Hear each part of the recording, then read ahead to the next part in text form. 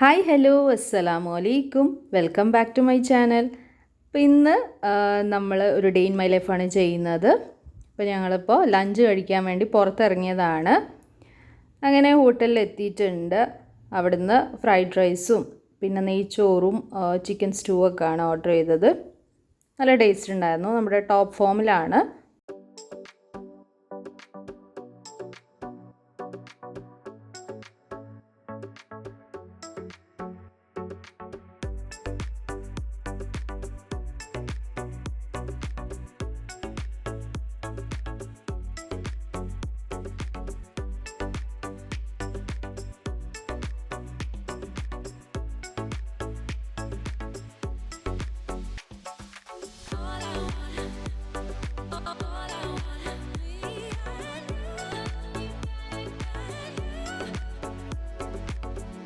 അത് കഴിഞ്ഞ് ഞങ്ങൾ സംഗീതിൽ പോയിട്ടുണ്ടായിരുന്നു. അവിടുന്ന് ഫലൂദയും പിന്നെ പിസ്ത സ്കൂപ്പാണ് ഞാൻ ഓർഡർ ചെയ്തത്. അങ്ങനെ അതൊക്കെ കഴിച്ചു. അവിടെ നിന്ന് ഇറങ്ങി പിന്നെ നമ്മൾ നേരെ വീട്ടിലോട്ടൊക്കെ ഞാൻ വന്നിട്ടുണ്ടായിരുന്നത്. വീട്ടിലെത്തി രാത്രി ഡിന്നറിനേക്കുള്ള പരിപാടിയൊക്കെയാണ്. അപ്പോൾ ഞാൻ പച്ചരി പുതിർത്തിയിട്ടുണ്ടായിരുന്നു. തിർല് പത്തിരി അല്ലെങ്കിൽ ലെയർ പത്തിരി എന്നൊക്കെ പറയുന്ന ആ ഒരു സംഭവമാണ് ഉണ്ടാക്കുന്നത്. അപ്പോൾ അതിനുവേണ്ടി പച്ചരിയിലേക്ക് ചെറിയ ജീരകം, ഏലക്കായ, കുറച്ച് ചെറിയ ജീരകവും പിന്നെ ഒരു 2 ഏലക്കായൊക്കെ മതി ഈ ഒരു അരിക്ക്. അപ്പോൾ നന്നായിട്ട് ലൂസാക്കി എടുക്കുക. അരച്ചെടുത്തതിന് ശേഷം അത്യാവശ്യം വെള്ളം ഒഴിച്ചിട്ട് നല്ലപോലെ ലൂസാക്കി എടുക്കണം.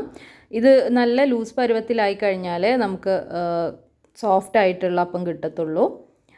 അപ്പോൾ ഇതാ ഞാൻ ഓൾറെഡി ആവിച്ചെമ്പ് വെച്ചിട്ടുണ്ടായിരുന്നു. അപ്പോൾ വെള്ളമൊക്കെ നല്ലപോലെ തിളച്ച് വന്നിട്ടുണ്ട്. ഇതേപോലെയുള്ള സ്റ്റീൽ പ്ലേറ്റിലാണ് ഉണ്ടാക്കുന്നത്. നമുക്ക് വേറെ പാത്രത്തിൽ എന്താ പറയുക സ്റ്റീലിൻ്റെ വലിയ ഇതൊക്കെ ഉണ്ടാവില്ല, അതിലും ചെയ്തെടുക്കാം കേട്ടോ. പ്ലേറ്റ് ആകുമ്പോൾ കുറച്ചും കൂടി നല്ലതാണ്. ചെറിയ പ്ലേറ്റ് ആയാലും കുഴപ്പമില്ല. ഇത് അത്യാവശ്യം വലിയൊരു പ്ലേറ്റാണ്. ഇതിലേക്ക് എണ്ണ തടവി കൊടുത്തിട്ടുണ്ട് ഫസ്റ്റ്. എന്നിട്ട് സ്പൂണിൽ ഇങ്ങനെ എടുത്തിട്ട് ഒഴിച്ചു കൊടുക്കുക. ഒരു 2 സ്പൂണൊക്കെ ഒഴിച്ച് കഴിഞ്ഞാൽ പ്ലേറ്റ് ഫുള്ളാവും. അപ്പോൾ ആ ഒരു തിൻ ലെയറിലേ വേണ്ടൂ. എന്നിട്ട് നമ്മൾ ഒന്ന് മൂടി വെച്ചിട്ട് ഇത് വേവിച്ചെടുക്കും. ഇത് ഒഴിക്കുന്ന സമയത്ത് ഫ്ലെയിം കുറച്ച് വെക്കുക. എന്നിട്ട് ഇത് ഒരു ലെയർ ഒഴിച്ചതിന് ശേഷം നമ്മൾ മൂടി വെച്ച് നല്ല ഹൈ ഫ്ലെയിമിലിട്ടിട്ട് ഒരു 2-3 മിനിറ്റ് കൊണ്ട് തന്നെ വെന്ത് കിട്ടും. അങ്ങനെ ഇതാ ആ ഒരു ലെയർ വെന്ത് വന്നിട്ടുണ്ട്, നിങ്ങൾക്ക് കണ്ടാൽ മനസ്സിലാവും.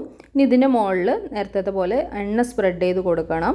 ഓയിലാണ് ഞാനിവിടെ യൂസ് ചെയ്തിട്ടുള്ളത്. ഇനി ഇതിൻ്റെ മുകളിലേക്ക് അടുത്ത ലെയർ ഒഴിച്ച് കൊടുക്കുകയാണ്. ഇപ്പോൾ നിങ്ങൾക്ക് ഈ മാവിൻ്റെ കൺസിസ്റ്റൻസി മനസ്സിലാവുണ്ടാവും, നല്ല ലൂസാണ്. അപ്പോൾ ഈ ഒരു ലൂസിലാക്കിയാലാണ് ഇത് നല്ല പഞ്ഞി പോലെ ഇരിക്കുക, അതായത് സോഫ്റ്റ് ആയിട്ട് ഇരിക്കുക. അപ്പോൾ അത് അതേപോലെ അടുത്ത ലെയർ ഒഴിച്ചു ഫ്ലെയിമിലിട്ടിട്ട് ഒഴിച്ചു കൊടുക്കുക. എന്നിട്ട് അടച്ചു വെച്ചതിന് ശേഷം ഹൈ ഫ്ലെയിമിലേക്ക് മാറ്റുക. അതേപോലെ 2 മിനിറ്റ് തന്നെ മതിയാവും, അതിൻ്റെ ഉള്ളിൽ തന്നെ കുക്കാവും. വീണ്ടും ഓപ്പൺ ചെയ്യുക, ലോ ഫ്ലെയിമിലിടുക. അതിന് മുമ്പ് എണ്ണ സ്പ്രെഡ് ചെയ്ത് കൊടുക്കുക. അപ്പോഴാണ് നമുക്ക് ലെയറായിട്ട് ഇങ്ങനെ അത് വിട്ട് കിട്ടുക. അപ്പോൾ അതിനാണ് എണ്ണ സ്പ്രെഡ് ചെയ്ത് കൊടുക്കുന്നത്. അപ്പോൾ ഇവിടുത്തെ പേരാണ് കേട്ടോ തിർല് പത്തിരി എന്ന് പറഞ്ഞത്. ഹസ്ബൻഡിൻ്റെ വീട്ടിൽ ഉമ്മ പറയുന്ന പേരാണ്. ഞങ്ങളവിടെ ഇങ്ങനെയല്ല ഉണ്ടാക്കാറ്. ഞാൻ കണ്ടിട്ടുള്ളത് വേറെ രീതിയിൽ, അതായത് ബീത്തിപ്പത്തിൽ എന്നാണ് പറയുക. ഞങ്ങളെ വീട്ടിലൊക്കെ അങ്ങനെയാണ് ഉണ്ടാക്കുക. അതായത് ഇറച്ചിക്കറി അല്ലെങ്കിൽ കോഴിക്കറിയൊക്കെ ഉണ്ടാക്കും മസാല ഇട്ടിട്ടുള്ള. അത് ഇതിൻ്റെ ഇടയിൽ ലെയറിങ്ങിൽ അത് വെച്ച് കൊടുക്കും. പിന്നെ ഒന്നായിട്ട് എണ്ണ ഒഴിച്ചിട്ട് അതിൽ കറിയും ആഡ് ചെയ്ത് കൊടുത്തിട്ട് അങ്ങനെയും കുക്ക് ചെയ്തെടുക്കാറുണ്ട്. അതൊക്കെ പണ്ട് ഈ അടുപ്പിലൊക്കെ വേവിക്കുമ്പോൾ അത് ഒരുപാട് സമയം എടുക്കുമല്ലോ. ഇങ്ങനെ ആകുമ്പോൾ നമുക്ക് പെട്ടെന്ന് കുക്കായി കിട്ടും. അപ്പോൾ ഒരു ലെയർ ഇതൊഴിക്കുക, അത് പിന്നെ കറി ഒഴിച്ച് കൊടുക്കുക, അങ്ങനെയും കുക്ക് ചെയ്തെടുക്കുക കേട്ടോ. അത് ചിലവർക്കൊക്കെ ഇഷ്ടപ്പെടില്ല ഇങ്ങനെ കറിയും ഇത് മിക്സായിട്ട്. അങ്ങനെ ആകുമ്പോൾ ഇത് പത്തിരി പോലെ ഉണ്ടാക്കിയിട്ട് അതിൻ്റെ കൂടെ നമുക്ക് ഇഷ്ടമുള്ള കറി ചെയ്തെടുക്കാം. അപ്പോൾ അതാ ഞാൻ അടുത്തത് ചെറിയൊരു ഇതേപോലത്തെ പാത്രത്തിലും ചെയ്തെടുക്കുന്നുണ്ട് ബാക്കിയുള്ളത്. അപ്പോൾ നമ്മളവിടെയൊക്കെ ഇതിന് ബീത്തിപ്പത്തിൽ എന്നാണ് കേട്ടോ പറയുക. ഒരു സ്ട്രേഞ്ച് നെയിമായിട്ട് തോന്നും, പക്ഷേ ബീത്തിപ്പത്തിൽ എന്ന് പറഞ്ഞാൽ നമ്മളവിടെ ബീത്തുക എന്ന് പറയുന്ന ഒഴിക്കുക എന്നുള്ളതിൻ്റെ ഒരു പേരാണ് ബീത്തിപ്പത്തിൽ എന്ന്.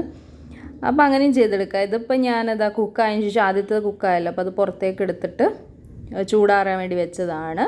നല്ലപോലെ ചൂടാറിക്കഴിഞ്ഞാൽ നമുക്ക് നമുക്ക് ഇഷ്ടമുള്ള പോലെ കട്ട് ചെയ്തിട്ട് എടുത്ത് കഴിക്കാം കറിയും കൂട്ടിയിട്ട്. അതിൻ്റെ ഇടയിൽ ഇതാ ഞാൻ ഈ ചെറിയ ഒരു ഇതിലും കുക്ക് ചെയ്ത് വെക്കുന്നുണ്ട്. അപ്പോൾ ഇത് ഞാൻ പിറ്റേ ദിവസത്തേക്കും ഉണ്ടായിരുന്നു, രാവിലത്തേക്കും. നമ്മൾ കുറച്ച് അരി എടുത്താൽ തന്നെ ഉണ്ടാവും, കാരണം നമ്മൾ ലൂസാക്കിയിട്ടാണല്ലോ ഇത് ചെയ്തെടുക്കുന്നത്. അപ്പോൾ നമ്മുടെ വീട്ടിൽ എത്ര ആളുണ്ട് അതിനനുസരിച്ച് ചെയ്തെടുക്കുക. ഇതിന് കിണ്ണം എന്നാണ് പറയുക, നിങ്ങളവിടെയൊക്കെ എന്താ എനിക്കറിയില്ല. അതിൻ്റെ വലിയ പാത്രം ഉണ്ടെങ്കിൽ അതിലും ചെയ്തെടുക്കാം കേട്ടോ. പണ്ടൊക്കെ അങ്ങനത്തെ ഇതിൻ്റെ വലുതിലാണ് ചെയ്തെടുക്കുക ഞാൻ കണ്ടിട്ടുള്ളത്. അതിൻ്റെ ഇടയിൽ ഫിഷ് ഫ്രൈ ചെയ്തെടുക്കുന്നുണ്ട്. ഇതിൻ്റെ കൂടെ ഒരു ഫിഷ് കറിയാണുള്ളത്. അപ്പോൾ ഫിഷ് ഫ്രൈയും കൂടെ ആവാന്ന് പറഞ്ഞിട്ട് ഫിഷ് കട്ട് ചെയ്ത്, എന്തോ ഇതിൻ്റെ പേര് എനിക്കറിയില്ല, നല്ല ടേസ്റ്റ് ഉണ്ടായിരുന്നു കേട്ടോ ഫ്രൈ ചെയ്ത് കഴിക്കാൻ. അങ്ങനെ ഒരു 3 എടുത്ത് പെട്ടെന്ന് തന്നെ ഫ്രൈ ചെയ്തു. അപ്പോൾ ഇതാ ഇതും ഓരോ ലെയറായിട്ട് ഒഴിച്ചിട്ട് അതും കുക്ക് ചെയ്തെടുത്തിട്ടുണ്ട്. ഞാൻ പറഞ്ഞ പോലെ ലാസ്റ്റിൽ കുറച്ച് ഒരു 5-10 മിനിറ്റ് വെച്ചിട്ട് കുക്ക് ചെയ്തെടുക്കുക എല്ലാം ഒഴിച്ചതിന് ശേഷം. അപ്പോൾ ഇത് കട്ട് ചെയ്തെടുക്കുന്നുണ്ട്. ഞാനിപ്പോൾ ഇങ്ങനെയാണ് കേട്ടോ, ട്രയാങ്കിൾ ഷേപ്പിലാണ് കട്ട് ചെയ്യുന്നത്. അപ്പോൾ ഞങ്ങൾക്ക് കാണിച്ചു തരാം ഇത് ലെയറായിട്ടുള്ളത്. നിങ്ങൾ എത്രത്തോളം എണ്ണ പരട്ടുന്നുവോ അതിനനുസരിച്ച് അത് വിട്ടു കേട്ടോ. ഞാനിങ്ങനെ ഒരുപാടായിട്ടൊന്നും സ്പ്രെഡ് ചെയ്തിട്ടില്ല, കുറച്ചായിട്ടേ സ്പ്രെഡ് ചെയ്ത് കൊടുത്തിട്ടുള്ളൂ. നല്ലപോലെ സ്പ്രെഡ് ചെയ്ത് കൊടുത്തു കഴിഞ്ഞാൽ ഇങ്ങനെ നല്ലപോലെ വിട്ട് വരും. കാണാൻ നല്ല രസമാണ്, കഴിക്കുമ്പോൾ ഒരു രസമാണ്. അപ്പോൾ അങ്ങനെ, അപ്പോൾ എണ്ണ അത്ര വലിയ ഇതില്ലാത്തവർക്ക് കുറച്ചൊന്ന് സ്പ്രെഡ് ചെയ്ത് കൊടുത്താൽ അത് ബ്രഷ് ചെയ്ത് കൊടുക്കുമല്ലോ. അങ്ങനെ ഒരു തവണ ഞാൻ ബ്രഷ് ചെയ്ത് കൊടുത്തിട്ടുണ്ടായിരുന്നു, പക്ഷേ അന്ന് ഒട്ടും വിട്ടിട്ടാത്തതുപോലെ എനിക്ക് തോന്നിയത്, ഒട്ടും എണ്ണ ആവാത്തതുകൊണ്ടായിരിക്കും. അപ്പോൾ അത് കണ്ടില്ലേ, ഇങ്ങനെയാണ് കേട്ടോ ഉണ്ടാവുക. അപ്പോൾ ഞങ്ങൾ ഇത് കഴിച്ചിട്ടുണ്ടായിരുന്നത് മീൻ കറി കൂട്ടിയിട്ടാണ്. പിന്നെ ഫിഷ് ഫ്രൈ ഉണ്ടല്ലോ, ഇതിന് കൂടുതൽ ടേസ്റ്റ് ഉണ്ടാവുക ഇറച്ചിക്കറി, ചിക്കൻ കറിയൊക്കെ ഉണ്ടല്ലോ, അതിൻ്റെ കൂടെയൊക്കെയാണ് അടിപൊളി.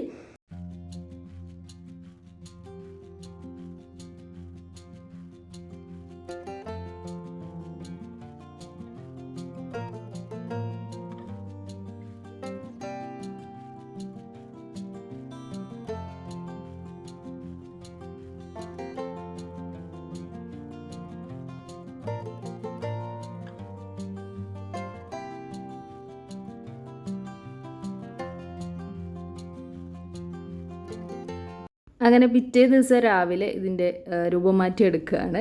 അതായത് കറി ഇല്ലാതെ കഴിക്കുന്ന ഒരു രൂപത്തിലേക്ക് ആക്കുകയാണ്. അപ്പോൾ കറിയൊക്കെ കഴിഞ്ഞിട്ടുണ്ടായിരുന്നു, ഇത് രാവിലത്തേക്ക് ബാക്കി ഇരിപ്പുണ്ടായിരുന്നു. അപ്പോൾ ഇങ്ങനത്തെ ഐറ്റംസൊക്കെ ഉണ്ടാക്കി കഴിഞ്ഞാൽ രാവിലത്തേക്ക് തന്നെ കഴിക്കുക. അപ്പോൾ പിന്നെ സ്കൂളും ഇല്ലാത്തതുകൊണ്ട്, ഇപ്പോൾ സ്കൂളുണ്ടെങ്കിലും നമുക്ക് ഇത് ഇങ്ങനെ ആക്കിയിട്ട് കൊടുക്കാം കേട്ടോ. പണ്ട് എൻ്റെ ഒരു ക്ലാസ്മേറ്റ് ഇതേപോലെ കൊണ്ടുവരാറുണ്ടായിരുന്നു. തലേദിവസം ഇങ്ങനെ ബാക്കിയുള്ളതൊക്കെ അവൾ, ഞങ്ങളുടെ നാട്ടിൽ അരിപ്പത്തിരി ഉണ്ടല്ലോ, പത്തിരി ഇതേപോലെ ഫ്രൈ ചെയ്ത് കൊണ്ടുവരുന്ന കണ്ടിട്ടുണ്ട്. അപ്പോൾ അത് നമുക്ക് കറിയൊന്നും ആവശ്യമില്ലല്ലോ, രാവിലെ പെട്ടെന്ന് ലഞ്ചിലേക്ക് എളുപ്പമാണ് കുട്ടികൾക്ക് കൊടുത്തു വിടാൻ. അപ്പോൾ ഇത് ഞാൻ ഉപ്പ് വേണമെങ്കിൽ ആഡ് ചെയ്താൽ മതി. പത്തിരിയിൽ എനിക്ക് ഇത്തിരി ഉപ്പ് കുറവായിരുന്നു. കറിയും കൂട്ടി കഴിക്കുമ്പോൾ നമ്മളങ്ങനെ കുഴപ്പമില്ല, പക്ഷേ ഇങ്ങനെ കഴിക്കുമ്പോൾ വേണമെങ്കിൽ ഉപ്പ് ആഡ് ചെയ്ത് കൊടുക്കാം. മഞ്ഞളും മുളകൊക്കെ ഇട്ടിട്ട് ഇതേപോലെ ഫ്രൈ ചെയ്തെടുക്കുക. അപ്പോൾ ഇതിന് ഹസ്ബൻഡ് കഴിച്ചിട്ട് തന്നെ ഒരു കൽമക്കായിൻ്റെ ഒക്കെ ആ ഒരു ഫ്ലേവറാണ് കിട്ടുന്നതെന്ന്. ശരിക്കും അതിലൊക്കെ ആഡ് ചെയ്യുന്ന ഐറ്റംസ് തന്നെയാണ് ഇതിൽ ആഡ് ചെയ്യുന്നത്. കല്ലുമ്മക്കായിൽ പിന്നെ നമ്മൾ 2 ജീരകം ആഡ് ചെയ്യും, വലുതും ചെറുതും. ഇതിലിപ്പോൾ ചെറുതേ ഉള്ളൂ. ഞാൻ ഇവിടുന്ന് പഠിച്ച റെസിപ്പി കേട്ടോ. എൻ്റെ അവിടെയൊക്കെ വീത്തി പത്തിരി ഉണ്ടാക്കുമ്പോൾ 2 ജീരകം ആഡ് ചെയ്യുന്നതാണ് എനിക്ക് തോന്നുന്നത്, എനിക്ക് കറക്റ്റ് അറിയില്ല. അത് പിന്നെ കറിയും കൂടെ ഒഴിക്കുന്നുണ്ടല്ലോ, അപ്പോൾ അതിലും എല്ലാ ഫ്ലേവേഴ്സും ആഡ് ചെയ്യും. അപ്പോൾ 2 ജീരകമൊക്കെ ഇട്ട് കൊടുത്തു കഴിഞ്ഞാൽ നല്ല ഫ്ലേവർ തന്നെ. പക്ഷേ ഇങ്ങനെ തന്നെ നല്ല കല്ലുമ്മക്കായിൻ്റെ ഫ്ലേവറാണ് കേട്ടോ. കല്ലുമ്മക്കായി ഇറച്ചിയില്ലയെന്ന് മാത്രമേ ഉള്ളൂ. അപ്പോൾ നമുക്ക് ഇതേപോലെ കട്ട് ചെയ്ത് പൊരിച്ചെടുത്ത് കഴിഞ്ഞാൽ ബ്രേക്ക്ഫാസ്റ്റോ ഡിന്നറിനോ എങ്ങനെ വേണമെങ്കിലും കഴിക്കാം. അപ്പോൾ അതായിരുന്നു. അത് കഴിഞ്ഞ് പിന്നെ ഇപ്പോൾ ചൂടായതുകൊണ്ട് ഇങ്ങനെ എന്തെങ്കിലും കഴിക്കലാണ്. അപ്പോൾ ഹസ്ബൻഡ് കൊണ്ടുവന്ന സിപ്പപ്പിരിപ്പുണ്ടായിരുന്നു, ചിക്കുവിൻ്റെത്. അങ്ങനെ അത് കഴിച്ചു. മോനും മദ്രസ ഇട്ട് കഴിഞ്ഞ് എന്തെങ്കിലും അവന് മധുരം എന്ന് പറഞ്ഞിട്ട് കിട്ടണം. അങ്ങനെ അത് കഴിച്ചുകൊണ്ടിരിക്കുന്നുണ്ട്. അതിനുശേഷം പിന്നെ മാംഗോസ് ഉണ്ടായിരുന്നു. മാംഗോ സീസൺ ആയി കഴിഞ്ഞാൽ പിന്നെ ഇങ്ങനെ വാങ്ങിക്കൽ തന്നെയാണ്. അപ്പോൾ അങ്ങനെ 2-3 എടുത്തിട്ട് കട്ട് ചെയ്തു. ചില സമയത്തൊക്കെ കൊണ്ടുവരുന്നത് ഉള്ളിൽ കേടായിരിക്കും, അത് ഇങ്ങനെ മുറിച്ച് കഴിഞ്ഞാലേ മനസ്സിലാവത്തുള്ളൂ. അങ്ങനെ അത് കട്ട് ചെയ്തിട്ട് നമ്മളെല്ലാവരും കൂടി ഇരുന്ന് കഴിച്ചു. അങ്ങനെ അതൊക്കെ കഴിഞ്ഞ് പിന്നെ ചോറിൻ്റെ പരിപാടികളാണ്. അപ്പോൾ കപ്പ കൊണ്ടുവന്നിട്ടുണ്ടായിരുന്നു, നമ്മുടെ പൂള എന്നൊക്കെ പറയില്ല, അപ്പോൾ കിഴങ്ങ് എന്നൊക്കെ പറയും, പല പേരുകളും ഉണ്ട്. അപ്പോൾ നമ്മുടെ അവിടെ കിഴങ്ങ് വരിയതെന്ന് പറയും, ഇവിടെ പൂളക്കറി എന്ന് പറയും. ഇതിൻ്റെ ഷോർട്സ് ഇട്ടിട്ടുണ്ടായിരുന്നു ഞാൻ. അപ്പോൾ നല്ലൊരു കോമഡി ഉണ്ടായി. എനിക്ക് അങ്ങനെ കമൻസ് വരുന്നത് വളരെ കുറവാണ്. നമ്മൾ എന്താ പറയുക, അത്ര വലിയ ചാനലായിട്ടില്ലല്ലോ. അപ്പോൾ എനിക്ക് ഇടയ്ക്കൊക്കെ വല്ലതിനുമൊക്കെ ഇങ്ങനെ നെഗറ്റീവ് കമൻസ് വരും. അപ്പോൾ ഇതിന് വന്നൊരു നെഗറ്റീവ് എന്താണെന്ന് വെച്ചാൽ, മേ ബി അവരുടെ ഒരു ഇതിലവർ പറഞ്ഞതായിരിക്കാം, എന്ത് സാധനം ഇത് കണ്ടിട്ട് എന്നെ ഛർദ്ദിക്കാൻ വരണമെന്ന്. അപ്പോൾ ഇത് എനിക്ക് കേട്ടപ്പോൾ സത്യം പറഞ്ഞാൽ ചിരിയാണ് വന്നത്. കാരണം ഓരോരുത്തർക്കും ഓരോ തോന്നലായിരിക്കുമല്ലോ. അവരിതുവരെ കണ്ടിട്ടില്ല ഈ കപ്പയുടെ ഒരു ഇത്. എന്താ പറയുക, അങ്ങേ നാടുകളിലും ഏത് ഭാഗത്തുള്ള ആൾക്കാരും മലയാളികൾക്ക് സുപരിചിതമായിട്ടുള്ളൊരു സംഭവമാണ്. അപ്പോൾ ആദ്യമായിട്ട് കാണുന്ന ആളായിട്ടാണോ എന്താണെന്ന് എനിക്കറിയില്ല, അവർക്ക് ഇഷ്ടപ്പെട്ടിട്ടില്ല. അപ്പോൾ അങ്ങനെ അത് നമ്മുടെ ഇവിടെ കോഴിക്കോട് ഫേമസ് ആയിട്ടുണ്ടല്ലോ, ബാലേട്ടൻ്റെ ചായക്കട എന്നുണ്ട്, അവിടെ ഉണ്ടല്ലോ ഇങ്ങനെ ഒരു ഇതെന്ന് പറഞ്ഞിട്ട്, ഇതേപോലെ പൂളയാണോന്നറിയില്ല, ചേന അങ്ങനെ ഇതൊക്കെ ഇട്ടിട്ടുള്ള നമ്മുടെ ഒരു കറി, പുഴുക്കെന്ന് പറയും. അപ്പോൾ ആ പുഴുക്കും എൻ്റെ ഹസ്ബൻഡ് പറഞ്ഞു, പുഴുക്കിനും ഇങ്ങനെ ഒരു കമൻറ്റ് വന്നിട്ടുണ്ടായിരുന്നു, ഇത് കണ്ടിട്ട് ഇങ്ങനെ ഛർദ്ദൽ പോലെ തോന്നുന്നു എന്ന് പറഞ്ഞിട്ട്. അപ്പോൾ ഓരോരുത്തർക്കും ഓരോ തോന്നലാണ്. എന്തായാലും നമ്മുടെ ഇവിടെയൊക്കെ വളരെ ഫേവറേറ്റ് ആയിട്ടുള്ള ഐറ്റമാണ്. എനിക്ക് അറിയാവുന്നവരൊക്കെ തന്നെ എല്ലാവർക്കും ഇഷ്ടപ്പെട്ട ഒരു ഐറ്റമാണ്. അപ്പോൾ അതിൻ്റെ കണ്ടിട്ട് നമ്മൾ ആ ടെക്സ്ചർ കണ്ടിട്ട് പറഞ്ഞിട്ട് കാര്യമില്ല, കഴിച്ച് നോക്കിയാൽ എൻ്റെ ടേസ്റ്റ് അറിയും. അപ്പോൾ അങ്ങനെ ഒരു കമൻറ്റ് കണ്ടപ്പോൾ ജസ്റ്റ് അതിനെക്കുറിച്ച് പറഞ്ഞതേ ഉള്ളൂ. അപ്പോൾ അങ്ങനെ അത് കഴിഞ്ഞ് ഞാൻ മീൻകറി ഇവിടെ ഉണ്ടാക്കുന്നുണ്ട്. അപ്പോൾ മത്തിയാണ്. അപ്പോൾ ഉള്ളതിൽ 2 മത്തി പിന്നെ അതിലും കൂടെ ഇട്ട് കൊടുത്തു. നല്ലപോലെ മീൻ ഇട്ട് കൊടുത്താൽ നല്ല ഫ്ലേവർ വരും കപ്പയിൽ. പിന്നെ ബീഫ് കറിയുടെ കൂടെ അങ്ങനെയൊക്കെ കഴിക്കും, അതും നല്ല ടേസ്റ്റാണ്. അപ്പോൾ ഇതിപ്പോൾ ചോറിൻ്റെ കൂടെ ഇതിന് മുമ്പൊക്കെ ഞാൻ കാണിച്ചിട്ടുള്ളതാണ്, അതുകൊണ്ട് റെസിപ്പി ഒന്നും പറയുന്നില്ല. അപ്പോൾ അതിന് വേണ്ടിയിട്ടുള്ള തേങ്ങയാണ്. അതിൽ വെളുത്തുള്ളിയൊക്കെ ഇട്ട് നന്നായിട്ട് അരച്ചെടുത്ത് വെന്ത് വന്നതിലേക്ക് ഒഴിച്ചു കൊടുക്കുന്നുണ്ട്. പിന്നെ ഒരു സംഭവം കേട്ടത്, അത് പിന്നെ അറിയുന്നൊരു ആളെന്നാ പറഞ്ഞത്, ഈ കപ്പ വേവിച്ച വെള്ളം ഒഴിവാക്കണമെന്നുള്ളത്. അതിനെന്തോ വിഷമാണെന്നോ അങ്ങനെ എന്തോ പറഞ്ഞു. ഞാൻ ആദ്യമായിട്ടാണ് ആ ഒരു കാര്യം കേൾക്കുന്നത്, എനിക്കറിയില്ല. നമ്മുടെ അവിടെ ഒന്നും കണ്ടിട്ടില്ല കേട്ടോ. ഞാൻ ഇതുവരെ കണ്ടതിലൊന്നും ആരും അങ്ങനെ ചെയ്യുന്നതൊന്നും കണ്ടിട്ടില്ല. ഈ കപ്പ വേവിച്ച വെള്ളം ഒഴിവാക്കിയിട്ട് വേണം ചെയ്തെടുക്കാൻ. നമ്മളിപ്പോൾ ഇത് മാഷ് ചെയ്തെടുക്കുന്നത് ഈ വെള്ളത്തോടെ തന്നെയാണല്ലോ. ഞാൻ അങ്ങനെയാണ് കേട്ടോ, നമ്മുടെ അവിടെയൊക്കെ സ്ഥിരമായിട്ട് അങ്ങനെ തന്നെ ചെയ്യാറുള്ളത്. അപ്പോൾ ഇത് മീനും കൂടി ഇട്ടിട്ട് ഉടച്ചു കൊടുക്കുക, തേങ്ങ ഒഴിച്ചു കൊടുക്കുക. നമ്മുടെ പുളക്കറി ഇവിടെ റെഡിയായി.